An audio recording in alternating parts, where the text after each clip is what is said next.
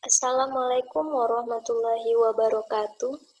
Selamat siang dan salam sejahtera untuk kita semua.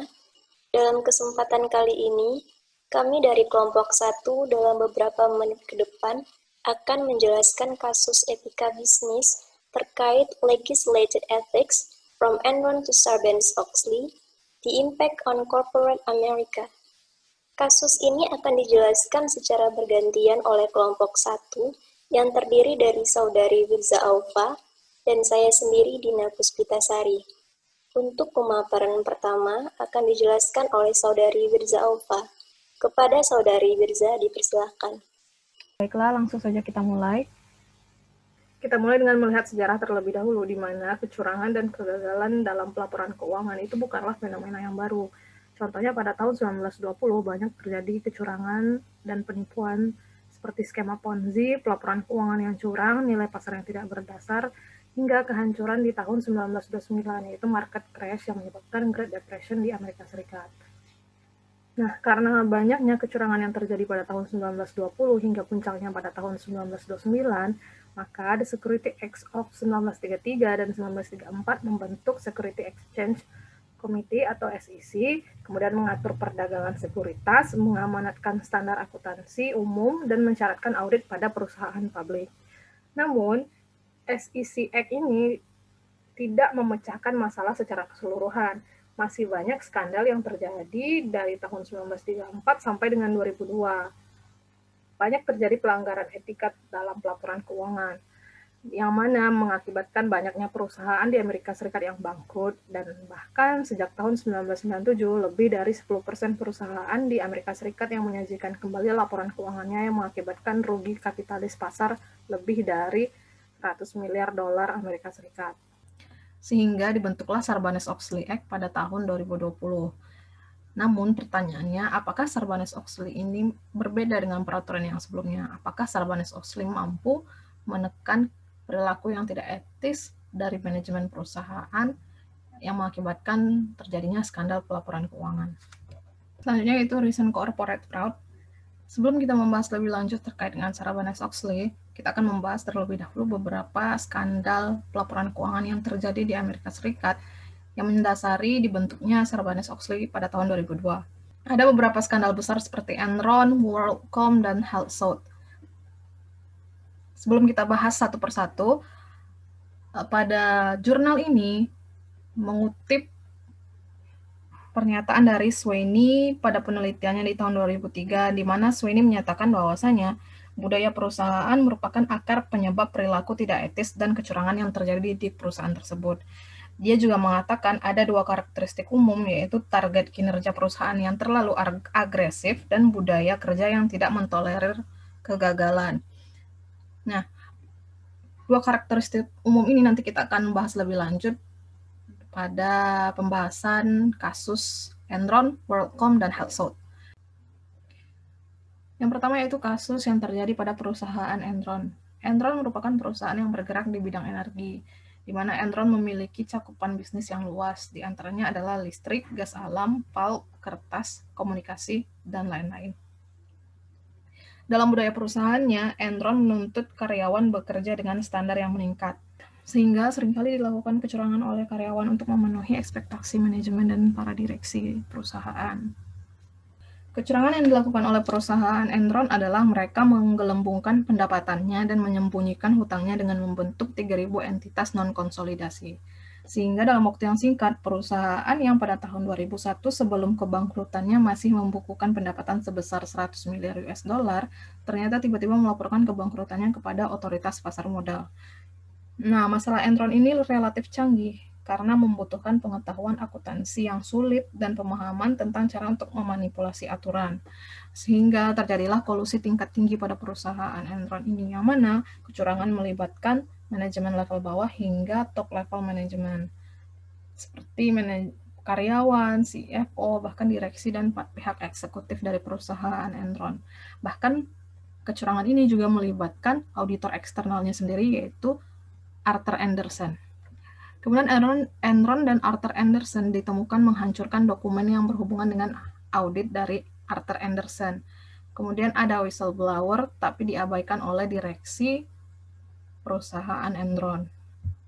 Selanjutnya yaitu kasus yang terjadi pada WorldCom, yang mana WorldCom merupakan perusahaan yang bergerak di bidang telekomunikasi. WorldCom ini mengancam akan memecat karyawannya jika mereka tidak memenuhi permintaan untuk memalsukan pencatatan, sehingga terjadilah kecurangan di perusahaan WorldCom, yang mana beban yang harusnya dilaporkan pada laba rugi dikapitalisasi menjadi aset, sehingga laba dan aset perusahaan menjadi lebih besar. Sehingga praktik akuntansi yang tidak etis dan curang yang dilakukan oleh WorldCom mengharuskan WorldCom untuk menyajikan kembali laporan keuangannya yang mengakibatkan rugi sebesar 9 juta dolar Amerika Serikat. Kasus yang terjadi pada WorldCom ini tidak sekompleks kasus Enron, di mana kasus yang terjadi pada WorldCom ini tidak sekompleks kasus Enron, di mana kasus yang terjadi pada WorldCom ini hanyalah salah pengklasifikasian yang disengaja dengan tujuan untuk meningkatkan laba dan aset perusahaan.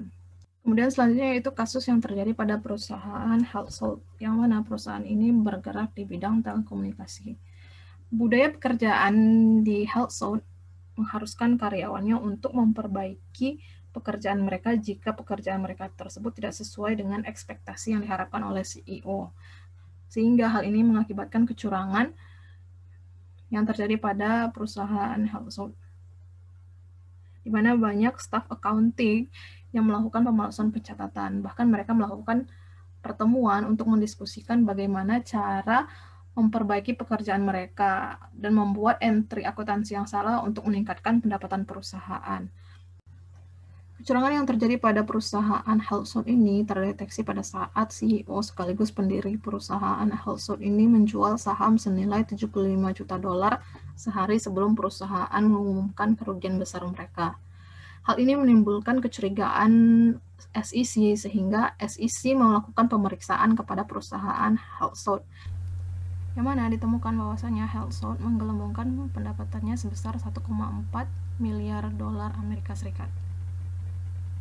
Ada beberapa hal menarik yang perlu diketahui dari skandal Household ini, yang mana pada saat terjadi skandal, auditor eksternal perusahaan Household adalah Ernst & Young atau EY.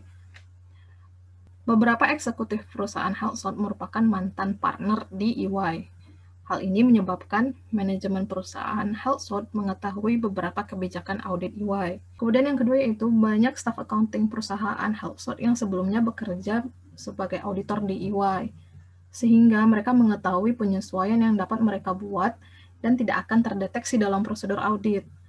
Sebenarnya EY tidak melanggar independensi auditor karena murni kesalahan akibat tidak terdeteksinya fraud. Tapi melihat ada beberapa eksekutif yang merupakan mantan auditor EY, self-review pun terjadi, karena pihak-pihak ini mengetahui kebijakan-kebijakan auditor EY, sehingga mengganggu independensi auditor. Kemudian kita selanjutnya akan membahas Sarbanes-Oxley Act pada tahun 2020. Karena banyaknya skandal yang terjadi pada perusahaan besar di Amerika Serikat, seperti Enron, WorldCom, dan Household, maka dibentuklah Sarbanes-Oxley pada tahun 2020. Namun setelah Sarbanes-Oxley Act 2020 ini dibentuk, masih banyak kita saksikan skandal keuangan yang terjadi hingga saat ini. Sarbanes-Oxley ini mengambil pendekatan hukuman yang kuat untuk mengatur akuntan publik, manajemen perusahaan, dan lebih menyuarakan budaya perusahaan yang etis. Berikut adalah bagian-bagian dari Sarbanes-Oxley Act 2020 yang memiliki implikasi langsung terhadap perilaku etis perusahaan dan akuntansi. Yang pertama yaitu bagian 301 terkait dengan tanggung jawab komite dan dewan direksi, di mana undang-undang ini berlaku untuk dewan direksi, komite audit, CEO, CFO, dan semua personal manajemen lainnya yang memiliki pengaruh terhadap keakuratan dan kecukupan laporan keuangan eksternal. Itu bagian 302 terkait dengan tanggung jawab perusahaan pada laporan keuangan. Bagian 302 ini signifikan untuk CEO dan CFO yang membutuhkan sertifikasi atas laporan keuangan. Baik CEO maupun CFO harus menandatangani dan menyatakan secara pribadi bahwa laporan keuangan perusahaan tidak mengandung pernyataan material yang tidak benar atau menghilangkan fakta material. Hal ini merupakan bentuk tanggung jawab dari CEO dan CFO pada laporan keuangan. Kemudian bagian 303 terkait dengan pengaruh yang tidak semestinya pada pelaksanaan audit, di mana tindakan apapun yang mempengaruhi atau menyesatkan auditor eksternal merupakan pelanggaran hukum bagi seorang pejabat atau direktur perusahaan. Selanjutnya yaitu bagian 304 terkait dengan kehilangan bonus dan keuntungan tertentu, di mana CEO dan CFO atau pihak terkait lainnya akan kehilangan bonus dan keuntungan jika laporan keuangan mereka harus disajikan kembali akibat dari kecurangan yang mereka lakukan. Kemudian selanjutnya yaitu bagian 306 terkait dengan insider trade during pension. Maksudnya di sini eksekutif dilarang menjual saham selama periode blackout dan dicegah untuk menerima pinjaman perusahaan. Kemudian selanjutnya itu bagian 206 terkait dengan konflik kepentingan. Yang mana bagian 206 ini membahas praktik terkenal perusahaan yang memperkerjakan staf auditor eksternal mereka sebagai manajer keuangan, audit internal, dan CFO. Kemudian yang terakhir itu bagian 406 terkait dengan kode etik untuk pejabat keuangan senior. Pasal 406 ini mewajibkan perusahaan publik untuk memiliki kode etik untuk eksekutif senior atau menyatakannya dalam laporan keuangan mereka bahwa mereka tidak memiliki kode etik tersebut dan mengapa mereka tidak memilikinya. Baiklah, sekian pembahasan dari saya. Selanjutnya akan dibahas oleh Dina. Kepada Dina dipersilahkan. Berdasarkan deskripsi dan analisis tentang kecurangan pelaporan keuangan serta tanggapan peraturan menunjukkan 4 premis. Premis yang pertama, sejarah menunjukkan bahwa upaya legislatif untuk memaksakan perilaku etis dalam pengelolaan dan pelaporan keuangan perusahaan telah gagal. Seperti yang ditunjukkan dalam penelitian ini, hampir 100 tahun sejarah Undang-Undang Amerika Serikat yang mencoba memaksakan transparansi, integritas, dan kejujuran sebagai nilai yang mendasari manajemen perusahaan dan pelaporan keuangan telah gagal mencegah kegagalan etika sistemik berkala. Dalam gelombang terbaru pelaporan penipuan perusahaan, riwayat denda SEC untuk perusahaan yang melanggar dan proses perdata terhadap manajemen senior jelas bukan pencegah yang efektif. Premis yang kedua, kontrol perusahaan di dunia IT tidak dapat dan tidak akan mencegah penipuan perusahaan. Ada kecenderungan untuk percaya bahwa munculnya sistem informasi elektronik yang besar, kompleks, dan canggih untuk pelaporan dan operasi keuangan dapat membatasi potensi perilaku tidak etis yang tersebar luas dalam pelaporan keuangan.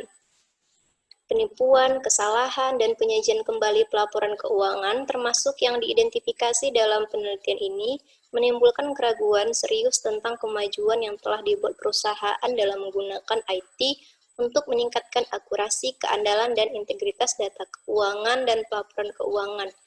Kegagalan yang dicatat dalam penelitian ini dapat ditelusuri ke 3 kelemahan IT, yaitu sistem pengendalian internal dibangun di atas rangkaian asumsi yang terbukti tidak valid, pengendalian internal sulit untuk dirancang, diterapkan, dan didokumentasikan dalam lingkungan bisnis yang kompleks saat ini.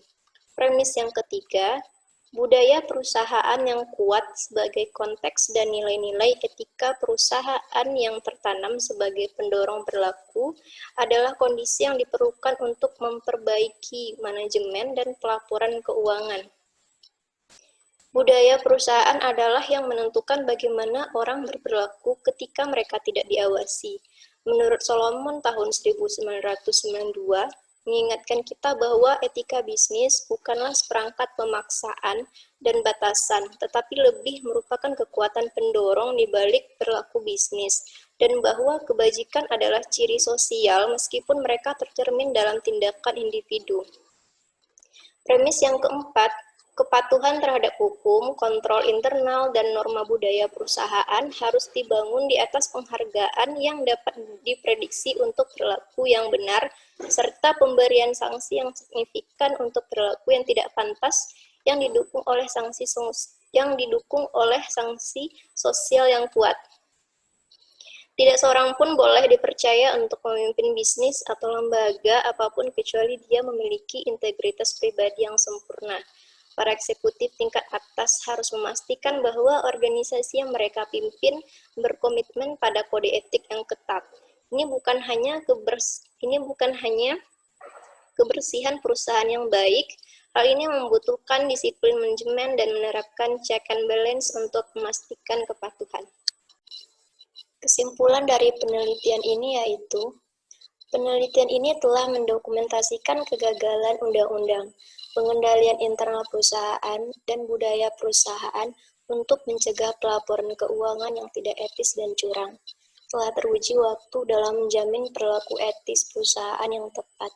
Sarbanes memperluas dan memperdalam sanksi dan hukuman untuk perilaku manajemen yang tidak etis, tetapi tidak membahas hubungan antara perilaku manajemen dan penghargaan. Sarbanes juga menyerukan fokus yang lebih besar pada pengendalian internal oleh manajemen senior. Sistem pengendalian internal, termasuk pengendalian IT, dapat membantu mengurangi peluang untuk perilaku curang atau tidak etis, tetapi tidak dapat menghilangkannya di dunia, di mana hampir 50% perusahaan besar masih menggunakan spreadsheet dalam beberapa aspek pelaporan keuangan. Akhirnya, kegagalan etika perusahaan bisa dibilang muncul dengan lebih hati-hati di perusahaan yang sangat sukses, yang tidak memiliki dasar etika yang kuat ketika kondisi ekonomi berubah seperti yang disaksikan oleh studi kasus dan karya Kotler dan Haskell. Ini adalah kombinasi dari budaya perusahaan etis yang kuat atau dimulai dari dewan direksi, kontrol, undang-undang, penghargaan, dan hukuman yang memberikan konteks untuk mendapatkan pelaporan keuangan yang etis dan transparan. Perluasan paper. Untuk pengembangan penelitian, diharapkan penelitian ke depan dapat mengeksplorasi interaksi antara budaya perusahaan, kontrol internal, kontrol sosial, dan penghargaan atau sanksi akan memberikan jawaban yang lebih baik daripada penelitian yang sudah ada untuk meningkatkan pelaporan keuangan perusahaan.